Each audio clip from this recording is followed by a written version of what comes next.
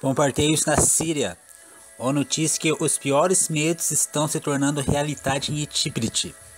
Hospitais e escolas bombardeadas pelas forças sírias, ajudadas pela Rússia, diz a ONU, colocando milhões em risco na fortaleza rebelde. A Organização das Nações Unidas alertou para uma crise humanitária que se desenrola na província de Idlib, noroeste da Síria, enquanto as potências ocidentais desafiam a Síria, a sua aliada Rússia, a garantir que os ataques contra hospitais e escolas parem. Falando em reunião do Conselho de Segurança da ONU na sexta-feira, o coordenador de assuntos humanitários da ONU, Mark Lockerbie, disse que há preocupação com a escalada da situação em Tikrit há meses. Em setembro passado, ele, secretário-geral da ONU, enfatizou que era absolutamente essencial evitar uma batalha em grande escala em Tikrit, e ele advertiu que isso desencadearia um pesadelo humanitário diferente de qualquer outro que temos visto na Síria, disse Lockerbie. Quando eu te informei aqui em 12 de setembro, Quando te informei aqui em 18 de setembro, eu disse que um massacre militar em grande escala poderia resultar na pior tragédia humanitária do século XXI. Apesar de nossas advertências, nossos piores temores estão se tornando realidade. A ONU alertou que 3 milhões de civis estão em risco, já que as forças do presidente sírio Bashar al-Assad, apoiadas por os russos, lançaram uma ofensiva. O Conselho se reuniu em uma sessão de emergência para discutir o aumento dos combates na região de Idlib, que despertou o alarme de um ataque iminente que poderia levar a uma catástrofe humanitária. A sessão em Nova York aconteceu no momento em que os capacetes brancos, um grupo de resgate voluntário que opera em partes da Síria controladas pelos rebeldes, disseram que pelo menos 6 pessoas morreram e outras 15 ficaram feridas em um ataque aéreo pelas forças pró-governo em Idlib. 4 civis morreram em Marahan, Nuhan, e outros 2 em Kafar Numa, informou o grupo. Separadamente, na sexta-feira, a agência oficial de notícias da Síria, a SANA, disse que as baterias de defesas aéreas da Síria em Damasco haviam interceptado projetos vindo de Israel e derrubado vários deles.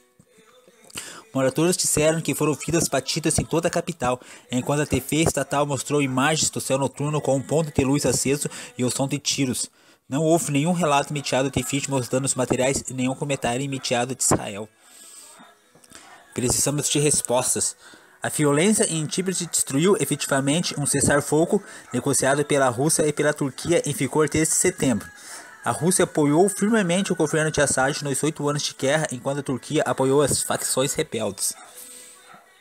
Nas últimas 3 semanas, mais de 180 mil pessoas foram deslocadas devido à violência mais recente, disse Lockerbie. Até 160 pessoas foram mortas. Enquanto isso, pelo menos 18 hospitais e clínicas foram destruídos ou danificados por ataques aéreos e bombardeios, vários dos quais estavam em listas não alvo da ONU que detalhavam os locais estados da unidade de saúde. Até a ONU foi bombardeada ali, os hospitais, os capacetes brancos, né? Lockerbie disse que 49 centros de saúde suspenderam total ou parcialmente as atividades, alguns por medo de serem atacados, enquanto 17 escolas foram danificadas ou destruídas e muitas mais fechadas. Pedindo o fim dos ataques, a Grã-Bretanha e os Estados Unidos pressionaram a Rússia e a Síria a garantir ao Conselho que a situação não continuaria. A Rússia e a Síria são os únicos países que pilotam aviões na área, disse a embaixadora britânica Karen Pierce ao Conselho. Acho que precisamos de respostas hoje. Se a resposta for as forças aéreas da Rússia e da Síria, convoco os 2 embaixadores aqui hoje para nos dar a garantia de que os ataques vão parar. O embaixador norte-americano em exercício na ONU disse que a Rússia e a Síria não responsáveis. O embaixador norte-americano em exercício na ONU disse que a Rússia e a Síria são responsáveis por ataques a instalações de saúde e disse que muito alarmante que alguns estejam na lista de não-alvo. Falando da sede da ONU em Nova York, o editor diplomático da Al Jazeera, James Pence, disse que os membros do Conselho sentiram a necessidade de abordar a questão de Idlib em uma reunião aberta depois que as tentativas de enfrentar as portas fecharam pareceram fracassar. Alguns membros do Conselho esperavam que, levantando isso, a situação em Idlib em uma reunião fechada há uma semana, que talvez a Rússia não gostasse da pressão sobre eles e que eles pudessem recuar. Eles agora decidiram que não funcionou e o bombardeio dos russos e da Força Aérea Síria continuou. Eles passaram para o próximo nível, que é levantá-los em uma reunião aberta na esperança de que alguns países, como a China, possam ser capazes de conter os russos e os sírios. Mas a Rússia disse que os hospitais e outras infraestruturas civis não estavam sendo alvos e ressaltou que as operações militares visavam acabar com os terroristas. Nós rejeitamos categoricamente as acusações de violações do direito internacional humanitário, disse o embaixador russo. Nem o exército sírio, nem a Força Aérea Síria ou a Rússia estão conduzindo hostilidades contra civis ou infraestrutura civil. Nosso objetivo é os terroristas.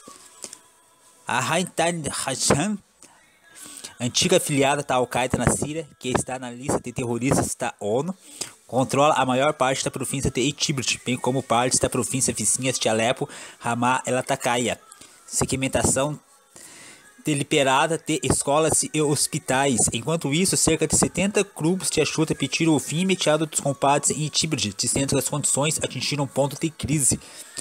Os grupos disseram que a violência obrigou pelo menos 16 organizações humanitárias a suspender suas operações na região, acrescentando que os funcionários foram deslocados ou as instalações foram atacadas.